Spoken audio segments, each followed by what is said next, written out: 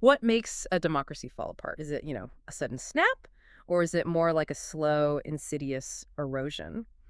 Today, we're taking a deep dive into the fascinating but ultimately tragic story of Germany's Weimar Republic. You've shared some incredible sources with us, especially excerpts from Weimar's fall, path to dictatorship, and they really help us unpack this complex web. We're talking political, economic, social factors, all leading to Germany's first real try at liberal democracy giving way to dictatorship. So, okay, let's unpack this.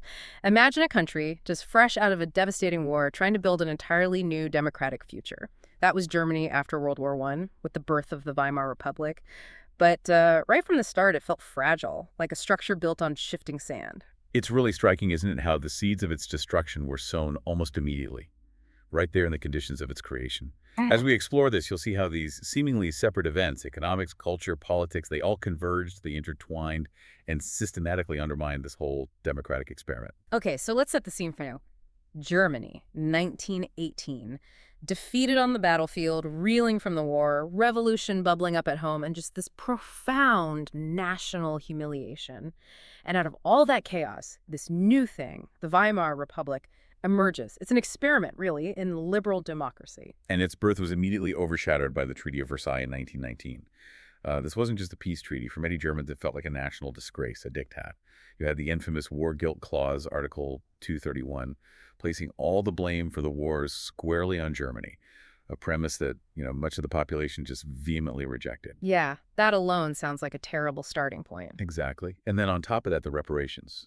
Crippling payments, totaling an astronomical 132 billion gold marks, plus the territorial losses. Alsace-Lorraine back to France, all the overseas colonies gone, key industrial regions like the Saar Basin, parts of Upper Silesia. The economic and psychological impact was just immense. And this feeling, this national humiliation, this sense of betrayal, this is where we see the rise of something incredibly powerful and damaging. The stab in the back myth, the Dolchstoss legend. Right-wing elements, especially former military leaders like Ludendorff and Hindenburg, they didn't just spread this myth. They really weaponized it. They claimed Germany wasn't actually defeated militarily, but was betrayed by civilian politicians, socialists, communists, even Jews back home. And they came up with that derogatory term for the people who signed the armistice and the treaty, the November criminals. Absolutely. And that narrative was so critical because it served to delegitimize the Republic right from the get-go. It let the old military elites, the ones who, frankly, had overseen the defeat, just conveniently sidestep responsibility. They shifted the blame entirely onto the new Republic's civilian leaders. And this fueled this pervasive story of national humiliation, of victimhood. It systematically chipped away at democratic legitimacy in the public eye. It wasn't just a belief. It was like a foundational attack on the state itself. So if the war's aftermath left this deep psychological wound, then the economic collapse of the early 1920s, well, that became this central, unavoidable force just grinding down the democracy. We're talking hyperinflation, reaching its terrifying peak in 1923. It's almost impossible to wrap your head around. It truly is. The value of the Reichsmark just plummeted so drastically it became, well, essentially worthless. It wiped out the life savings of the middle-class people who thought they were secure overnight. The sources give this vivid detail. A loaf of bread. January 1923, it cost 250 marks. By November, 200 billion marks. Billion with a B. Billion. Can you even grasp that? People were paid multiple times a day, literally, so they could run out and buy essentials before the prices shot up again within hours. This kind of financial ruin just decimates public confidence. It fundamentally erodes the social contract that holds any stable society together, let alone a brand new, fragile democracy. It sounds like an absolute economic apocalypse, but wasn't there a temporary stabilization? I remember reading about the Dawes Plan in 1924. Yes, that's right. The Dawes Plan restructured the reparations payments and, crucially, brought in foreign loans, mostly from the United States. It offered a brief moment of hope, a breather. Okay. And for a few years, from about 24 to 29, Germany did experience a period of relative stability. People sometimes call them the Golden 20s, though maybe gilded is more accurate. But here's the catch. That stability was built on a really precarious foundation, this heavy reliance on those external short-term loans. Ah, okay. So it was vulnerable. It's doubly. So when the global Great Depression hit in 1929, triggered by the Wall Street crash, and the U.S. banks started recalling those loans, Germany was plunged into an even deeper, more catastrophic crisis. The impact was just devastating. Unemployment soared, over 6 million by 1932. That's roughly one-third of the entire workforce. And what's crucial here isn't just seeing these crises separately, but understanding how they created this vicious cycle. Economic despair fueled political extremism, which then paralyzed the government's ability to form stable coalitions and actually do anything, which led to even more despair. These dire economic conditions, they became fertile ground for extremist parties promising radical, simple answers. And radical answers were definitely on offer, so beyond the economy, the Weimar Republic itself was just inherently politically unstable, wasn't it? The constitution, the voting system, it created this fragmented parliament, the Reichstag. It constantly required coalition governments, often between parties that, really didn't trust each other or agree on much. The result, you mentioned it, over 20 different governments between 1919 and 1933, many incredibly short-lived.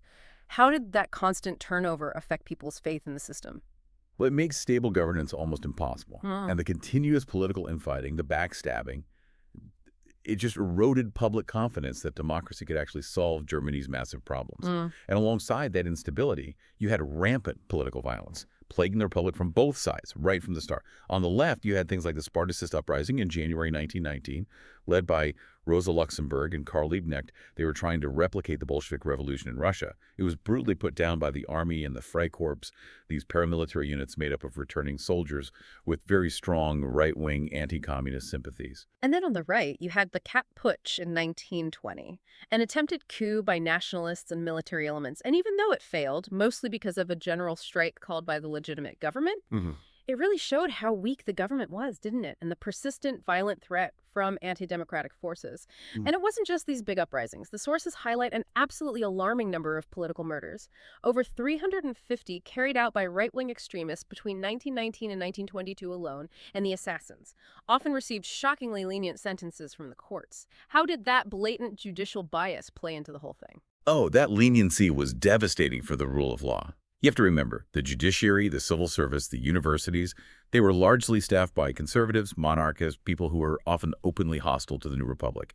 They applied the law selectively, leftists were punished harshly, but right-wing violence, even murder, was often excused or met with trivial sentences. This obvious double standard just destroyed faith in the impartiality of democratic institutions. It reinforced this growing sense that the system itself couldn't deliver justice or even basic order. It basically told people the game was rigged. Okay, so the economy's in ruins, the political system is unstable, even seen as biased. How did that environment then actively enable the rise of extremist parties, like the Communist Party, the KCD on the left, and, well, more significantly for where this story ends up, the National Socialist German Workers' Party, the Nazis under Adolf Hitler? It created a vacuum, a Yeah. space that these parties were just perfectly positioned to fill. If you look at the Nazis, their early attempt at a coup, the beer hall push in Munich in 1923, it failed pretty quickly. It was suppressed. But Hitler's subsequent trial and lenient sentence, just 9 months in relative comfort for high treason, that was a huge red flag. It highlighted those judicial sympathies we just talked about. Right, and he used that time in prison productively, in a chilling way. Extremely. While in Landsberg prison, he wrote Mein Kampf, My Struggle, laying out his twisted ideology, his vision for Germany. In it, he blamed Jews, Marxists, the November criminals, the whole Weimar system for all of Germany's problems, offering these simplistic scapegoats for incredibly complex issues. Looking through the sources, what's really striking is how the Nazi Party, even after that early failure, managed to so skillfully capitalize on all this discontent, especially in the late 20s and early 30s as the Depression hit. How did their propaganda work so well? Their propaganda was incredibly adaptable, modern for its time, and just relentless. Joseph Goebbels was a master at it. It hammered home the failures of democracy, the injustices of Versailles, and crucially, the perceived danger of communism. That was a very real fear for many Germans, especially the middle class and property owners. Hitler presented himself not just as a politician, but as a savior figure, someone who would restore German pride, crush the communists, tear up Versailles, and revive the economy. It was a message that resonated deeply with millions, the unemployed, farmers, the disillusioned middle class, young people desperate for change. They offered strength, decisiveness, and, seemingly simple solutions in a world that felt chaotic and broken. And it's fascinating and terrifying how quickly they gained ground electorally. Right. By the early 1930s, as you said, unemployment is soaring. The Nazis become the largest party in the Reichstag. They won 37.3% of the vote in the July 1932 election. Now, that's important. They never actually achieved an outright majority in a free election. But that level of support allowed Hitler to demand the chancellorship. Exactly. He demanded it. And President Hindenburg, the old field marshal, initially resisted. But the political maneuvering, the backroom, deals by conservative elites like von Papen and Schleicher, they thought they could use Hitler, control him, box him in. So on January 30, 1933, Hindenburg appointed Hitler chancellor under that tragic, utterly misguided belief.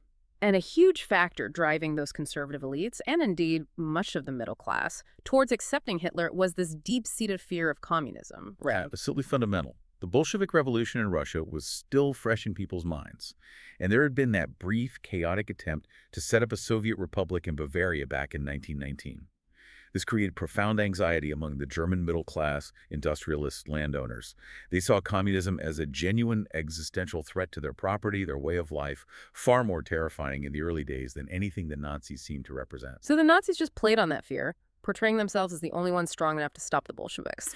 They exploited it brilliantly. They presented themselves as the true defenders of order, of property, of traditional values against the communist menace. And this was incredibly effective. It pushed many moderates and conservatives, people who might otherwise have been wary of the Nazis' extremism, towards supporting them, or at least tolerating them. Business leaders, industrialists, worried about strikes, nationalization, they increasingly funded and backed Hitler. They saw him as a useful, maybe temporary tool to crush the left and restore order. And this polarization just hollowed out the political center. The moderate Democratic parties were squeezed from both sides, and when that center collapses, well, the extremes rush in to fill the void. It wasn't just politics and economics, though. Germany after World War I, there was this profound cultural and psychological trauma. You hear about the lost generation, this widespread disillusionment, cynicism that seemed to permeate everything. And you see it reflected in the art and literature, don't you? These starkly contrasting responses, like Ernst Junger's Storm of Steel, which almost seems to glorify the war experience. Right, a sort of hardening, embracing the nihilism almost. Versus Erich Maria Remarque's All Quiet on the Western Front, which just lays bare the horror, the senselessness, the deep emotional scars carried by the soldiers. Exactly. And this pervasive cultural despair, this sense of dislocation, it didn't just exist passively. It actively fueled radical political sentiments, both left and right. It was also reflected in amazing cultural innovation, actually. The Weimar era saw incredible creativity, expressionist film, the Bauhaus School, Dadaist art, cabaret culture in Berlin. But this very innovation, this challenging of old norms, itself faced a fierce conservative backlash. Traditionalists saw it as decadent, un-German, further evidence of moral decay under the Republic. So the cultural landscape itself became another battleground, another fault line running through German society, adding to the conflict. So you have all these factors: economic collapse, political paralysis, judicial bias, the stab-in-the-back myth, cultural conflict, the rise of extremism. It all culminates in this final blow. The complete collapse of democratic legitimacy by the early 1930s. The government just seemed utterly incapable of solving anything. And then successive chancellors Brüning, Papen, Schleicher, they started ruling by emergency decree, using Article 48 of the Weimar Constitution to bypass the Reichstag altogether. It sounds like a desperate measure, but what was the real consequence of normalizing rule by decree? It fundamentally eroded parliamentary democracy. It got people used to the idea that governing without the Reichstag, without democratic accountability, was acceptable, maybe even necessary in a crisis. It paved the way for authoritarian rule. So Hitler's appointment as chancellor on January 30th, 1933, didn't immediately end democracy on paper, but his actions and those of his allies were swift and decisive. The Reichstag fire just a month later in February 1933 blamed on the communists, though the circumstances remained debated, provided the perfect pretext. Right, the excuse they needed. Exactly. An emergency decree suspended basic civil liberties, freedom of speech, assembly, the press.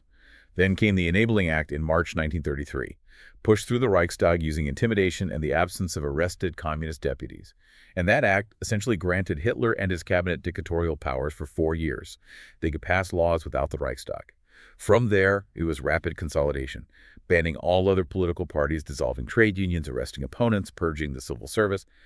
The Weimar Republic effectively was dead. Wow. This deep dive into the fall of Weimar, it really shows it wasn't one single thing, was it? It was this devastating convergence, all of these interconnected crises, economic, political, cultural, psychological, born in defeat and humiliation, struggled desperately for legitimacy, and then just consumed by hyperinflation, mass unemployment, national shame, political violence. It really feels like a systemic breakdown, a loss of trust in democratic solutions themselves. It really does. And this raises such an important question looking back. The tragedy of Weimar isn't just its collapse. It's also about the opportunities that were missed, perhaps, to defend and strengthen democracy when it was under attack. The Republic's fall offers this stark, enduring lesson, doesn't it, about how fragile democratic institutions can be, especially in times of severe crisis, and the dangers of scapegoating, of fear-mongering, of abandoning reason and compromise for simplistic, extreme solutions. The consequences, of course. Well, they plunged Germany and the world into an even more devastating conflict just a few years later. So, as you, our listeners, reflect on this history, consider this. What really stands out to you about the warning signs from that period? And maybe how might understanding these historical dynamics, this terrible cascade of events, help us recognize vulnerabilities or perhaps even warning signs in democratic systems today?